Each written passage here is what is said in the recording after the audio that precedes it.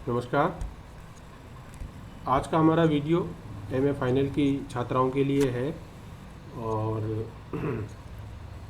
जो हमारी चर्चा चल रही थी पृथ्वीराज रासो को लेकर, उसके काव्य सौंदर्य पर जो बचा हुआ हिस्सा है उस पर हम बात करेंगे। उससे पहले कि हम इस पर बात करें, आज हमने आपको एक गृह कार्य दिया था पृथ्वीराज रासो के काव्य सौंदर्य पर लिखने के लिए, और एक व्याख्या भी दी थी जैनेन्द्र कुमार की। तो व्याख्या तो अभी तक किसी ने नहीं की है जैनेन्द्र कुमार पर, तो करना वो भी सवाल था। और पृथ्वीराज रासो के काव्य सौंदर्य पे 4-5 बच्चों ने लिखा है, लेकिन ये बहुत कम संख्या है। जब हमारे 56 बच्चे हैं एमए में, तब केवल 5 या 4 बच्चे ही जवाब देते हैं। तो ये एक बड़ा वैसा लगता है कि क्या बच्चे कहाँ क्या कर रहे हैं, वो पढ़ाई से उनका क्या कितना राब्ता है, क्या है। खैर, तो जिन बच्चों ने जो लिखा है उसके बारे में मैं थोड़ी सी चर्चा करना चाहूँगा, क्योंकि मोबाइल पे मैसेज की एक लिमिट है। उसमें हम जैसा कि बच्चों ने पैराग्राफ वाइज राइटिंग नहीं की है। जो मैं देख रहा था कि पृथ्वीराज रासो के काव्य सौंदर्य का अगर आप उत्तर देंगे, तो या किसी भी प्रश्न के, बड़े प्रश्न का जब आप उत्तर देते हैं, तो आप एक तरीका हमेशा ध्यान रखिए कि पैराग्राफ वाइज राइटिंग होती है। 5-6 पंक्तियों की पहला पैराग्राफ, फिर दूसरा, फिर तीसरा। एक जो परीक्षा की कॉपी होती है उसमें लगभग 2 या ढाई पैराग्राफ, 3 पैराग्राफ आने चाहिए, तो आपका क्वेश्चन अच्छा दिखता है। आपने अलग अलग बिंदुओं में, कोई आधी लाइन लिख रहा है, कोई पौन लाइन लिख रहा है, कोई अलग अलग ऐसे लिख रहा है। दूसरी बात यह है कि सवाल को आप गौर से सुने, पढ़े कि अगला पूछ क्या रहा है, परीक्षक पूछ क्या रहा है। मेरा सवाल था पृथ्वीराज रासो का काव्य सौंदर्य। हालांकि बच्चों ने आंसर दिया, ये बहुत बड़ी बात है, क्योंकि दूसरे तो दे ही नहीं रहे हैं। तो जिन बच्चों ने आंसर दिया वो उसके कई कृतियों के बारे में बात कर रहे हैं। 4 जो कृतियाँ उनकी रूपांतरण है उस पर काफ़ी कुछ लिखा। किसी ने जो है उसकी ऐतिहासिकता, प्रामाणिकता पर लिखा। तो सवाल ये नहीं है, सवाल क्या था, पृथ्वीराज रासो का काव्य सौंदर्य। यानी पृथ्वीराज रासो के काव्य सौंदर्य पे हमें बात करनी थी, ना कि उसकी प्रामाणिकता पर और ना ही उसकी रूपांतरण पर। हाँ, हम उनकी चर्चा कर सकते हैं 1 से 1.5 पंक्तियों में, वो भी उससे जुड़ा हुआ ही एक मामला होता है। लेकिन ये नहीं है कि हम 1-1.5 पेज जो है वो उसकी ऐतिहासिकता और प्रामाणिकता पर बात करें और काव्य सौंदर्य पीछे छूट जाता है। और कुछ मात्राओं की थोड़ी गलती है, जैसे सजीव वर्णन है ना, तो संजीव नहीं, एक बिंदु लिखते ही बिल्कुल अलग चीज़ हो गई।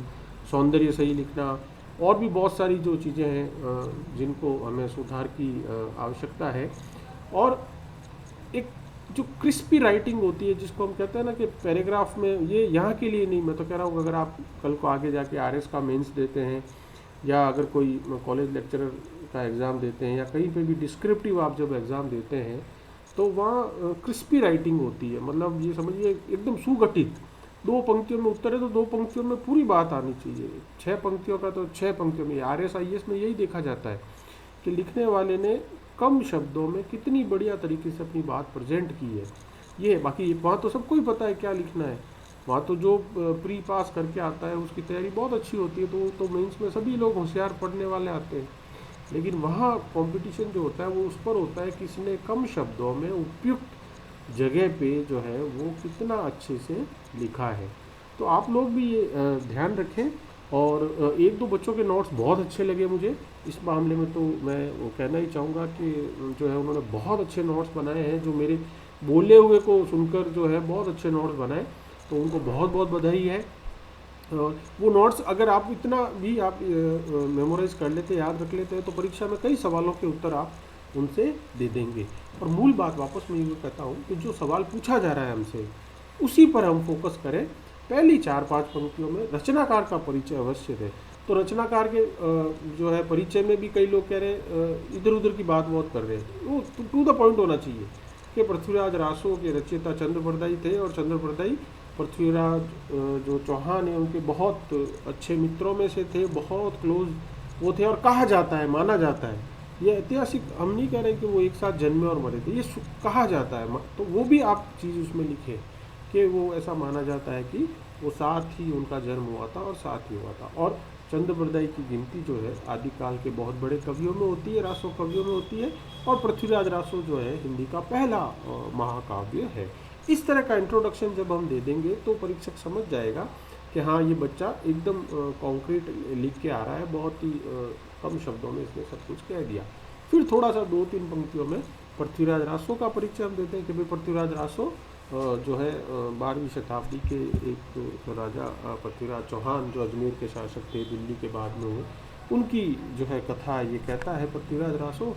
और इसमें सहयोगिता है, इसमें जयचंद है, इसमें शहाबुद्दीन गौरी है, ये इसके प्रमुख पात्र हैं और इन्हीं के ताने बाने से जो है यह कथा कही गई है। और फिर आप एक एक बिंदु पर आते जाते हैं और वो बिंदु भी आपको पैराग्राफ वाइज लिखने में कोशिश करनी चाहिए। और एक और मैं चीज़ कहता हूँ कि जो आईएएस में भी कई लोग बताते हैं जो तैयारी करने वाले, ब्लैक पेन भी आप रख सकते हैं, रेड पेन का परीक्षा में इस्तेमाल ना करें। रेड के अलावा आप ब्लैक पेन लिखिए, एक ब्लू लिखिए, तो थोड़ी प्रैक्टिस कर लेंगे तो आप ब्लैक पेन से आपने पॉइंट लिख दिया। नंबर 1 जो है युद्धों का सजीव चित्रण या चित्रांकन, नंबर 2 प्रकृति चित्रण, नंबर 3 सौंदर्य वर्णन। ऐसे आप अगर ब्लैक से लिख के और बाकी वो चीज़ ब्लू से लिखते हैं तो वो अपना परीक्षक को दिखती है, दूर से कॉपी खोलते उसको लगता है अच्छा ये बच्चा तो काफ़ी इतना परीक्षा को गंभीरता से ले रहा है। मूल बात अब ये है कि कॉपी जांचने वाला ये देखता है कि कौन बच्चा परीक्षा को कितनी गंभीरता से ले रहा है और कौन ऐसे ही ठीक है आगे आगे उसको एमए करनी है तो वो वैसे ही आ रहा है परीक्षा देने कोई वो। तो ये कुछ चीज़ें हमें जो है ध्यान रखनी है और हम कोशिश करेंगे कि आगे आप और अच्छे से इसको करो और भी हम व्याख्या और प्रश्न आपको देते रहेंगे, आप उनमें ज़्यादा से ज़्यादा भाग लें। तो ये कुछ बातें जो है हमारी थी जो मैंने आज की। कुछ लोगों को मैंने कमेंट वहाँ लिखा भी है, लेकिन जो बोलकर जितना कुछ हम बता सकते हैं वो ज़्यादा जो है विस्तार लिए हुए होता है बनस्पत वहाँ पे मैसेज करने की। तो अब हम आज का अपना जो विषय है पृथ्वीराज रासो काव्य सौंदर्य, उस पर हम अपनी चर्चा जो है जहाँ छूट गई थी वहाँ से बात को आगे बढ़ाते हैं और 3 बिंदु हमने उसके कर लिए थे। चौथा बिंदु है श्रृंगार रस, यानी पृथ्वीराज रासो में 2 सबसे प्रमुख रस थे, आपको भी पता है, श्रृंगार और वीर। वीर रस उसका मुख्य रस था और उस वीर रस को जो प्रेरित करने वाला और जो उसकी दिशा में करने वाला जो रस था वो था श्रृंगार रस। तो पृथ्वीराज रासो की कई अलग अलग जो प्रतियाँ हैं उसमें तो कई में उनकी 13 पत्नियाँ बता दी और किसी में 3 है। हम मूलतः उनकी 3 जो है पत्नियों की बात करेंगे जिनके साथ वर्णन में उनके श्रृंगार रस की बात होती है। शशिव्रता है, पद्मावती है और संयोगिता है। तो ये 3 मुख्यतः उनकी रानियाँ थी और संयोग पक्ष का ज़्यादा वर्णन हुआ है पृथ्वीराज रासो में। अगर हम श्रृंगार रस की बात करें तो संयोग पक्ष जो है उसकी ज़्यादा चर्चा हुई है, वियोग पक्ष का चित्रण कम है, ऐसा नहीं है कि नहीं है, लेकिन उतना नहीं है जितना संयोग पक्ष का चित्रण है। अब आप 2 नंबर का आपसे सवाल पूछ लिया जाए कि पृथ्वीराज रासो में श्रृंगार के किस पक्ष का ज़्यादा वर्णन हुआ है, तो सीधी सी बात है श्रृंगार के संयोग पक्ष। संयोग पक्ष आप जानते ही हैं, जहाँ पर पति और पत्नी साथ हैं, जहाँ प्रेमी और प्रेमिका एक साथ रह रहे हैं, वो अलग अलग नहीं है, दूर नहीं है, उनके बीच में नदी नाले तो पहाड़ नहीं है, तो वो संयोग पक्ष है। और वियोग पक्ष वो होता है जब जो है पति और पत्नी दूर है, अलग अलग कहीं रह रहे हैं, अलग अलग परिस्थितियों बस मजबूर होकर अलग अलग हो गए हैं या किसी शत्रु के द्वारा जो जैसे अलग हो गए, जैसे कि माता सीता को जो है रावण उठा के ले गया था, तो जो राम का विरह है वो जो है वो ज़बरदस्ती है, मतलब उसमें एक खलनायक है जिसने ऐसी स्थितियाँ उत्पन्न की है। तो ये जो है श्रृंगार के कुछ पक्ष होते हैं। तो पृथ्वीराज रासो में संयोग श्रृंगार के बेहद चित्र हैं और जो संयोगिता और पृथ्वीराज रासो के प्रेम के द्वारा तो जो काफ़ी व्यक्त हुई हैं। अगला बिंदु है वीर रस का चित्रण। यह पृथ्वीराज रासो का मुख्य अंगी रस है, यानी जो मेन जिसको हम कहते हैं रस। हर महाकाव्यों की विशेषता होती है कि एक रस जो होता है वो उसका मेन रस होता है और बाकी उसके गौण रस होते हैं। तो पृथ्वीराज रासो का मुख्य रस वीरता है। वीर रस का चित्रण करना उसका मुख्य जो है वो कार्य है कवि का। और पृथ्वीराज रासो के बारे में तो कोई कहने की ज़रूरत ही नहीं है कि उसमें वीर रस का जो है कितना वो है, क्योंकि पृथ्वीराज चौहान जो इसका नायक है वह स्वयं में बहुत बड़ा योद्धा था। वो 16-17 साल की उम्र में जो है राज सत्ता के उस पर आ जाता है और उसके बाद युद्धों की छाया में ही उसका जीवन जो एक तरह से बीतता है। उसका मित्र भी कवि है, तो वो खुद स्वयं एक योद्धा है। और लिखने वाला जब खुद एक योद्धा होगा, खुद एक तलवार चलाने वाला होगा, तो जाहिर सी बात है कि वीर रस का जो है काफ़ी अच्छे उसमें होता है। और पूरी जीवन गाथा पृथ्वीराज चौहान की वीरता की एक गाथा है। उसमें वो वो डरने वाला या वो वैसा नायक नहीं है जो छुप जाए, जो अंदर चला जाए। एक छोटी सी मैं बात बताता हूँ। जब संयोगिता का स्वयंवर हो जाता है पृथ्वीराज चौहान से और वो उसको लेके वहाँ से निकल जाता है, तब जयचंद कहता है कि नहीं, तुम्हें मुझसे युद्ध करना पड़ेगा, तुम ऐसे नहीं जा सकते। अब उस समय पृथ्वीराज चौहान के पास बहुत बड़ी भारी संख्या में सेना नहीं है, वो बहुत गिने चुने लोगों के द्वारा वहाँ आया है, साथ आया है। तो उसके जो सामंत होते हैं, उसके साथ जो लोग आए हुए होते हैं, वो कहते हैं कि भाई महाराज, हमें यहाँ अभी युद्ध या लड़ाई में नहीं पड़ना चाहिए, हमें अभी दिल्ली तुरंत निकलना चाहिए। और वहाँ जब हम पहुँच जाएंगे, जब हमारी सेना हमारे पूरे साथ हो जाएगी, तब कितने ही जयचंद आओ, कोई आओ, हम बिल्कुल अच्छे से निपट लेंगे। लेकिन यही तो वीरता का और वीर व्यक्ति का प्रमाण है। पृथ्वीराज चौहान कहते हैं कि नहीं, अगर उसने मुझे युद्ध के लिए ललकारा है तो मैं युद्ध तो करके जाऊंगा, मैं इससे लड़ाई तो करके जाऊंगा। ऐसा नहीं है कि मैं भाग जाऊंगा और फिर सेना पूरी भारी जब वहाँ पहुँच जाऊंगा तो मैं इसका प्रत्युत्तर दूँ। ये एक उदाहरण ही जो है वो पृथ्वीराज चौहान की वीरता को समझाने के लिए बहुत काफ़ी है। और जो वीर रस के जितने वर्णन होते हैं, युद्धों का वर्णन है, वीरता का वर्णन है, और उसमें कई आगे चलकर विभत्स वर्णन भी हो जाता है, जब मारकाट होती है और जब खून की नदियाँ बहती है, तो वो तमाम चीज़ें उसमें आई जाती है। और वीर रस में एक तरह का उत्साह होता है। जब आप किसी से युद्ध करने जा रहे हैं, लड़ने जा रहे हैं, तो आजकल के हमारी पीढ़ी की तरह नहीं जो मुंह लटका हुआ या सर ऐसे नीचे करके जा रहा है। जब जाते थे तो राजा घोड़े पे बिल्कुल वो वीरता और उत्साह से जाते थे, और एंड वो लगते थे कि यार ये कोई मतलब जा रहा है लड़ने के लिए, है ना। तो वो आती है फौजी वाली फीलिंग कि यस, मतलब ये वीर रस जो होता है वो उस तरह से होता है। तो इन सब का चित्रण जो है पृथ्वीराज रासों में बेहद अच्छे से किया गया है। और एक और विशेषता, ये काव्य सौंदर्य के अलग अलग बिंदु हैं। अगर प्रश्न आपको परीक्षा में इसको थोड़ा उल्टा करके पूछ ले, घुमा दे इसको, कि पृथ्वीराज रासों की काव्यगत विशेषताएं बताइए, तो भी बात वही है।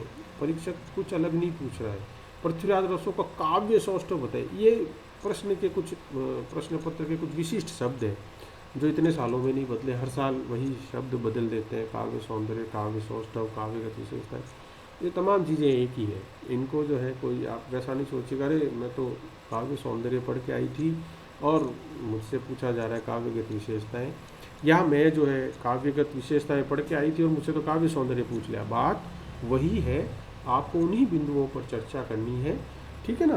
तो अगली जो विशेषता है वो है इसकी भाषा शैली, और ये बड़ा जो है महत्वपूर्ण है, क्योंकि कहते हैं कि पृथ्वीराज रासों को छंदों का अजायब घर कहा है। इतने तरह के छंद इसमें प्रयुक्त हुए हैं कि जो आलोचक है, समीक्षक है, वो भी हैरान है, क्योंकि उस समय एक प्रवृत्ति थी अपनी कला का प्रदर्शन करना। आप जब राज दरबार में हो, जब तो कवि जितना प्रदर्शन करेगा, जितना राजा को अपनी ओर प्रभावित करेगा, वही तो उतना सम्मान पाएगा, वही तो उतना धन पाएगा, वही तो उतना साथ पाएगा। अगर आप अपनी कला को दबा छुपा के रखोगे तो आपको कौन दरबार में, वहाँ समय किसके पास है जो आपकी। तो इसलिए अद्भुत छंदों का प्रयोग हुआ है। कहा जाता है 72 प्रकार के 72 तरह के छंद जो है वो पृथ्वीराज रासों में प्रयुक्त हुए हैं।